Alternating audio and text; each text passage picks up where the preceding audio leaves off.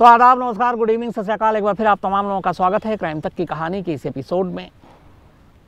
नए साल हर एक शख्स अपने अपने हिसाब से अपने अपने तरीके से मनाता है, लेकिन इस नए साल के जश्न की एक ऐसी खबर भी सामने आई जो बेहद अफसोसनाक है।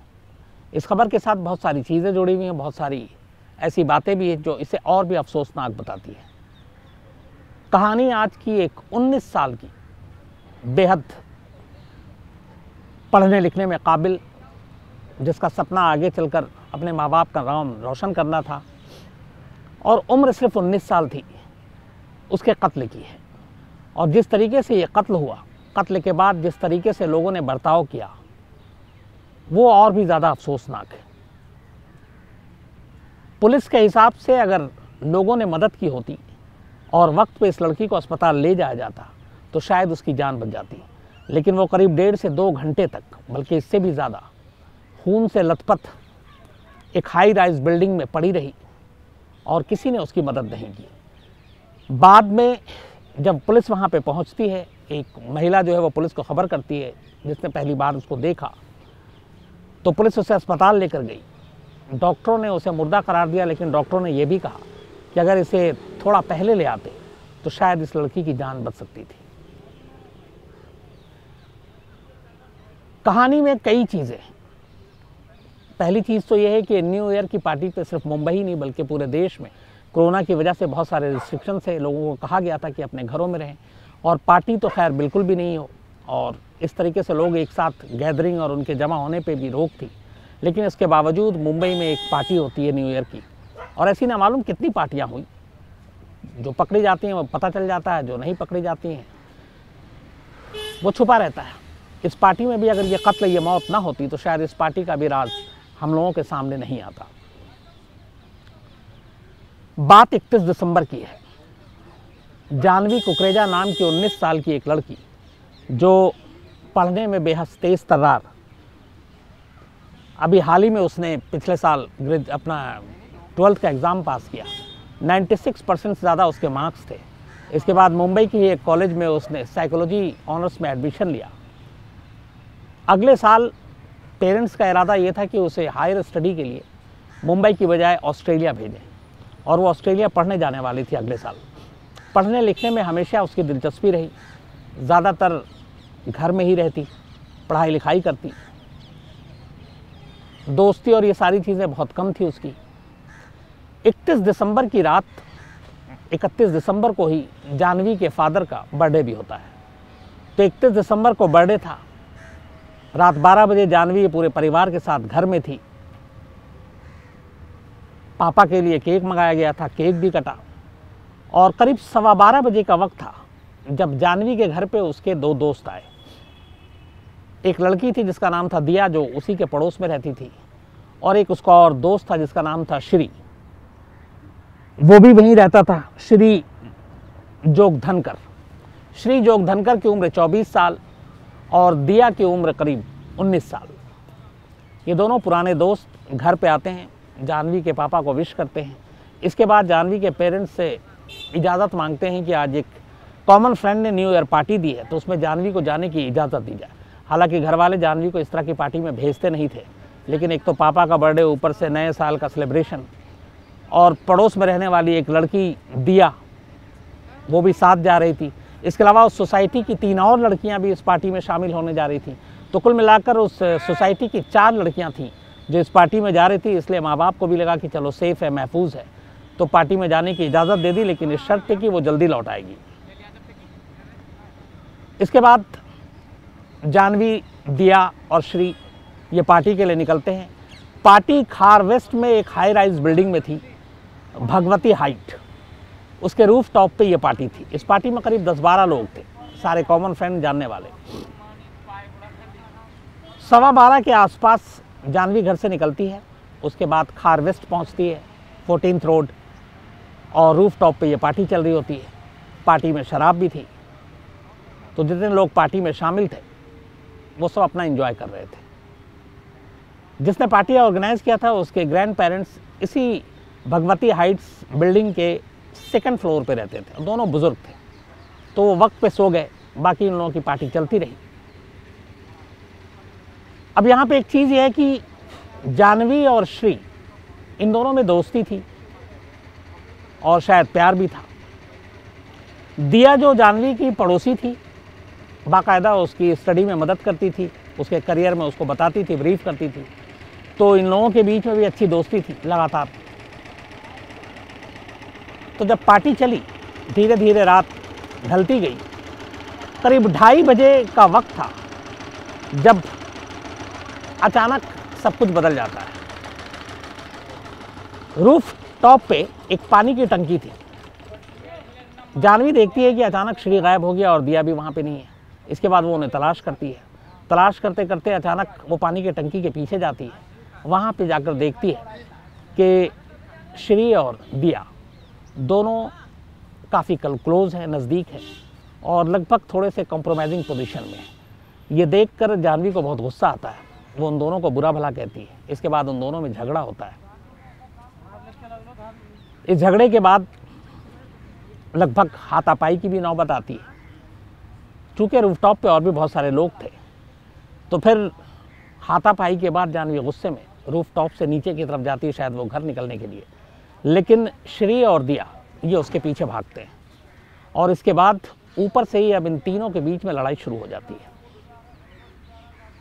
जानवी के बाल को पकड़कर श्री और दिया दोनों ही सीढ़ी की रेलिंग जो स्टील लोहे का होता है उस पर उसका सर पटकते हैं बहुत ज़ोर से। उससे उसको खून बहने लगता है। पलटवार करती है जानवी भी अपने आप को डिफेंड करने के लिए। वो भी उनसे लड़ती है, झगड़ती है और इस दौरान में वो दोनों उसको पीटते हुए ऊपर से टॉप फ्लोर से लेके नीचे की तरफ आते हैं सीढ़ी के रास्ते। चूँकि रात करीब 2:45-3 बजे का वक्त था, ज़्यादातर लोग सो रहे थे अपार्टमेंट में और जो बिल्डिंग में लोग रहते हैं आमतौर पे वो सब लिफ्ट का इस्तेमाल करते हैं, तो सीढ़ियों का इस्तेमाल लोग कम करते हैं। तो वहाँ पे कोई चश्मदीद भी नहीं था। लेकिन इस दौरान में ये तीनों एक दूसरे को मारते पीटते, ख़ासतौर पर श्री और दिया जानवी के ऊपर हमला करते हुए उसके बाल पकड़कर उसे बुरी तरह से हर जगह मारते हैं, पीटते हैं। उसके सर को बार बार रेलिंग पे पटकते हैं और ये करते करते उसको लेकर वो 2nd फ्लोर पे आते हैं। 2nd फ्लोर पे फिर हाथापाई होती है। इसमें दिया को भी चोट लगती है, इसमें श्री को भी चोट लगती है और इसके बाद उसके सर से बेइंतहा खून बह रहा था। थोड़ी देर के बाद उन्हें लगता है कि शायद अब ये चली जाएगी या पता नहीं बेहोश हो गई या जिंदा है कि नहीं है। दिया और श्री वापस आते हैं पार्टी में रूफटॉप पे। इस दौरान में इन तीनों के बीच में जब झगड़ा हुआ था तो कुछ जो चूँकि कॉमन फ्रेंड थे उन्होंने देखा भी कि लड़ाई हुई है। फिर उसके बाद उन्होंने जानवी को नीचे की तरफ जाते हुए देखा तो उन्हें लगा कि वो गुस्से में चली गई है। फिर ये दोनों भी पीछे गए, लेकिन फिर ये दोनों वापस आते हैं। इस दौरान में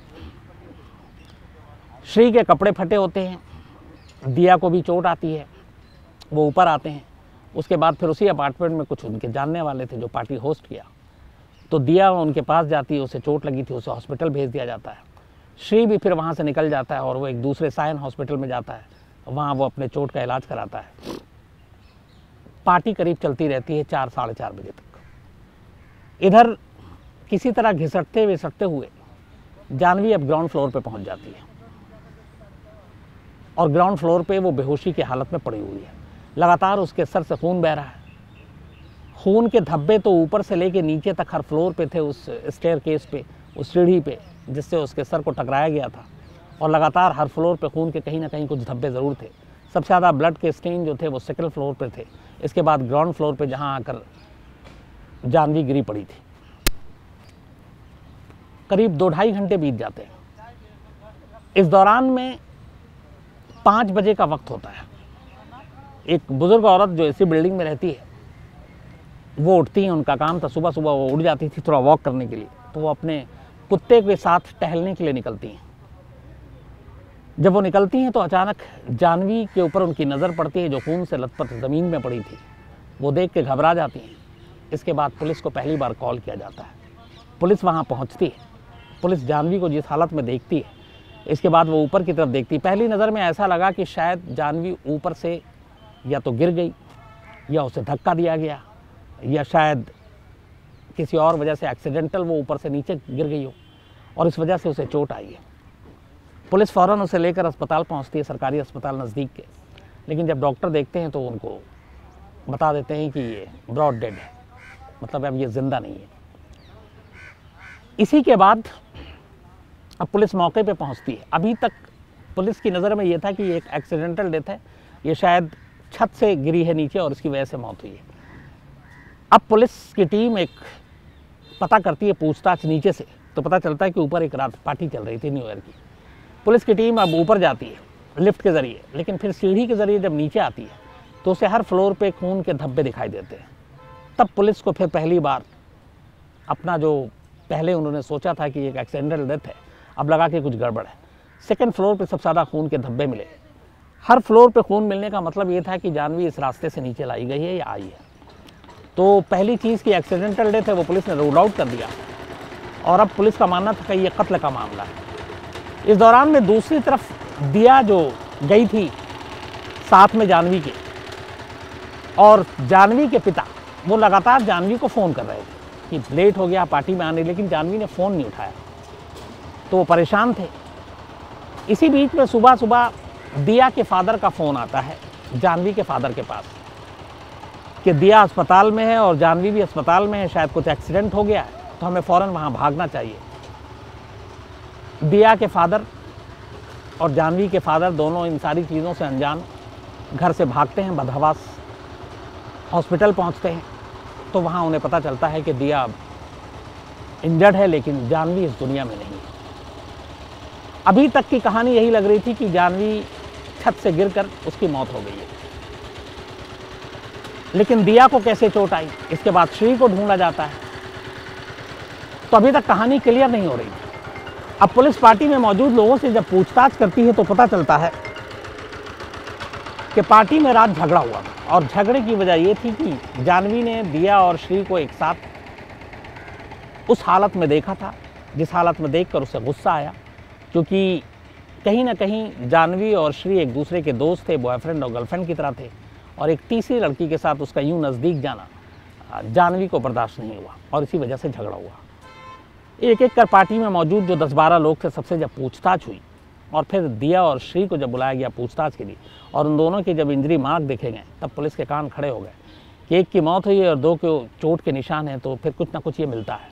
इसके बाद फिर पुलिस ने जब सख्ती से पूछताछ की, श्री के कपड़े भी फटे हुए थे, चोट के निशान भी थे, दिया के भी थे, तो फिर सारी कहानी सामने आई, और वो कहानी यही थी कि उस रात श्री ने शराब पी, उसके बाद दिया के साथ पानी के टंकी के पीछे था जहां जानवी ने उन दोनों को देख लिया। इसके बाद झगड़ा शुरू हुआ, और इस झगड़े के बाद जब जानवी ने कुछ कहा तो उन दोनों ने मिलकर उसे पीटना शुरू कर दिया, और बहुत बुरी तरह से पीटा। सर पकड़कर उसके सीढ़ियों पे उसके सर को मारा स्टेयरकेस के साथ, और फिर घसीटते हुए नीचे लाए, और फिर उसे यूं ही मरने के लिए छोड़कर चले गए, और एक्सेस ब्लड, ज़्यादा खून बहने की वजह से आखिरकार जानवी की मौत हो गई। तो पहले पुलिस को ये था कि ये एक एक्सीडेंटल डेथ है, लेकिन जब ये सारी चीज़ें पता चली, इसके बाद पुलिस ने 302 का मामला दर्ज किया और दिया और श्री को गिरफ्तार कर लिया। गिरफ्तार करने के बाद इनसे पूछताछ हुई, इन दोनों ने अपना जुर्म कबूल कर लिया, इन्हें अदालत में पेश किया गया, जहां से ये दोनों फिलहाल 7 जनवरी तक पुलिस कस्टडी में है, यानी कि पुलिस रिमांड में है, और इनसे पूछताछ चल रही है। अब 2 चीज़ें यहाँ पे पुलिस के लिए थी, एक कि न्यू ईयर पे सारी पार्टी पे पाबंदी थी, तो ये पार्टी कैसे ऑर्गेनाइज की, ऑर्गेनाइज़र के खिलाफ अलग FIR दर्ज। 2,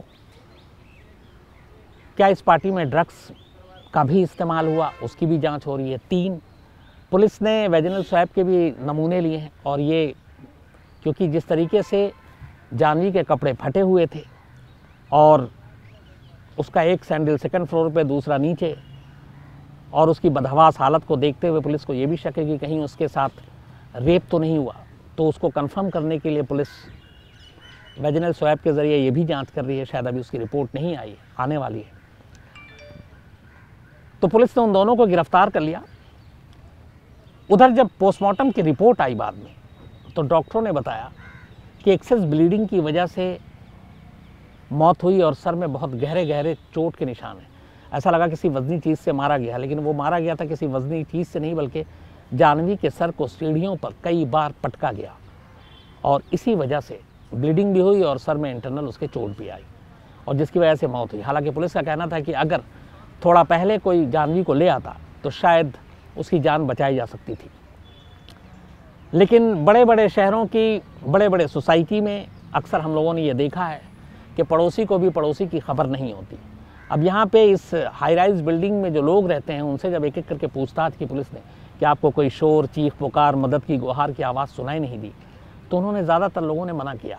और फिर ये भी था कि उन लोगों ने कहा कि हम सीढ़ियों का इस्तेमाल बहुत कम करते हैं, हम लोग लिफ्ट का इस्तेमाल करते हैं। और इस क्राइम में पूरा सीन जो था वो जो इस्तेमाल किया गया वो सीढ़ियाँ थी। तो लोगों का पड़ोसियों के बारे में जानकारी ना होना, एक दूसरे से मतलब ना रखना, और अपने आप में ये हैरान करने वाली चीज़ होती है कि एक भरी पूरी बिल्डिंग में एक ऐसी न्यू ईयर की पार्टी चल रही है और उस पार्टी में एक 19 साल की लड़की का यूं कत्ल कर दिया जाना और किसी को भनक तक ना लगे, ये दर्शाता और बताता है कि हम लोग कितने जागरूक हैं, हम लोग कितने संवेदनशील हैं और हम लोग कितनी एक दूसरे की मदद करने के लिए तैयार रहते हैं। ख़ासतौर पर बड़े शहरों में आज भी ये है कि पड़ोस में कुछ हो जाता, पड़ोसी को पता नहीं चलता। मैंने कई बार इसी कहानी में आपको बताया कि एक पड़ोस में कई 10-10 दिन तक लाश पड़ी रही किसी बुज़ुर्ग की, पर पड़ोसियों को भनक भी नहीं लगी और फिक्र भी नहीं हुई कि अगर वो 10 दिन से दिखाई नहीं दे रही है या दिखाई नहीं दे रहे हैं कोई बुज़ुर्ग, तो क्या बात है, एक बार पलट के झांकी लें, पूछ ही लें। लेकिन कोई इतनी तकलीफ़ नहीं उठाता है। मुंबई में ही एक ऐसे ही बुज़ुर्ग की मौत हुई थी और उनकी लाश करीब 1-1.5 महीने बाद घर से मिली थी। जब पड़ोसियों को बदबू आई तब उन्हें लगा पहली बार कि अरे इस घर में दिखाई नहीं दे रहा, और वो भी उस बदबू से पहले उस बुज़ुर्ग महिला का इकलौता बेटा जो यूएस में रहता था, उसकी माँ से जब बात नहीं हो रही थी, फ़ोन नहीं उठा रही थी, तब उसने पड़ोसी को फ़ोन किया कि थोड़ा मेरी माँ की खैरियत जाकर देख लो, फ़ोन नहीं उठा रही हैं। लेकिन तब भी किसी ने ध्यान नहीं दिया। वो तो जब बदबू आई तो चूँकि पड़ोसियों को तकलीफ़ होती है कि हम जिस माहौल में, जिस जगह पर रह रहे हैं वहाँ ऐसी बदबू बर्दाश्त नहीं है, तो ऐसी बदबू ही कई ऐसे सारे राज का खुलासा कर चुकी है। लेकिन जीते जी कोई किसी की मदद करने के लिए आगे नहीं आता है। तो यहाँ पे भी ऐसी हुआ, अगर कोई जानवी की मदद कर देता उस रात, या उस पार्टी में मौजूद जो लोग थे वही बीच बचाव करके वही सुलह सफाई कर देते, तो शायद एक इस तरह की काबिल लड़की जिसका करियर उसके माँ बाप के हिसाब से बहुत ही उज्जवल था, अगले साल ऑस्ट्रेलिया जा रही थी पढ़ने के लिए, साइकोलॉजी में वो कुछ करके दिखाना चाहती थी, लेकिन वक्त से पहले उसकी ज़िंदगी चली गई। और वो 2 लड़के और लड़कियां जो उनकी दोस्त थी, एक तो पड़ोसी थी उसके साथ, उन्हीं लोगों ने उसकी जान ले ली। तो ये बेहद अफसोसनाक कहानी है और जिस तरीके से ये क्राइम हुआ वो बहुत सारे सवाल भी उठाता है और बहुत सारे हम लोगों की अपनी सोच को भी दर्शाता है। और फिर वो बात भी, चीज़ भी सामने आती है कि इस तरह की लेट नाइट पार्टी में जहाँ पे ड्रिंक भी है, शराब भी है, ड्रग्स की भी बात आती है, तो वहाँ माँ बाप अपनी बेटियों को क्यों नहीं भेजते, क्योंकि ख़तरा बना रहता है। चाहे वो अपना पड़ोसी हो या अपना दोस्त है, यहाँ पे एक नसीहत मिलती है कि ऐसी पार्टियों में कब पता नहीं किसका क्या मूड हो जाए, कब कौन किसका सर घूम जाए और कब क्या कुछ हो जाए, घटना घट जाए, कुछ नहीं कहा जा सकता। तो बेहतर यही है कि आदमी अपनी खुद हिफाजत करे। माँ बाप भी जो है वो इस बात का ख्याल रखें कि एक तय वक्त एक है, उससे ज़्यादा देर तक बाहर न रहें। लेट नाइट का तो मतलब भी नहीं है, लेकिन ये सारी चीज़ें जब हो जाती हैं तब हम लोगों को इस चीज़ का एहसास होता है। तो अफसोसनाक कहानी है ये। दोनों फ़िलहाल 7 जनवरी तक पुलिस हिरासत में हैं। अब इनके ऊपर कत्ल का मुकदमा चलेगा। ये दोनों भी स्टूडेंट हैं। अब इनका करियर भी गया, एक धब्बा भी है और एक सर पे खून का इल्ज़ाम भी है। तो उनके माँ बाप के बारे में भी सोचें, जो अब ये झेल रहे हैं कि इस उम्र में और इस तरह से पढ़ने लिखने वाले लड़के अगर उनके ऊपर कातिल होने की एक तोहमत लग जाए तो फिर पूरी ज़िंदगी इस आप तोहमत से बच नहीं सकते हैं। तो कुल मिलाकर हर तरफ से ये कहानी अफसोसनाक थी और ख़ासतौर पर नए साल के मौके पर इस तरह की कहानियाँ सामने आए तो दिल बहुत दुखता है। जानवी की माँ निधि, उनकी एक ही मांग है कि उनकी बेटी के साथ जो कुछ हुआ उसके लिए उन्हें इंसाफ मिलना चाहिए। उन्हें यकीन नहीं हो रहा है कि उनकी बेटी अब इस दुनिया में नहीं है। वो बेहद सदमे में है, लेकिन उसके बावजूद उनका कहना है कि ये वो सिर्फ़ और सिर्फ अपनी बेटी की मौत का इंसाफ चाहती हैं और ये इंसाफ वो लेकर रहेंगी। तो हमें भी उम्मीद है इंसाफ ज़रूर होगा।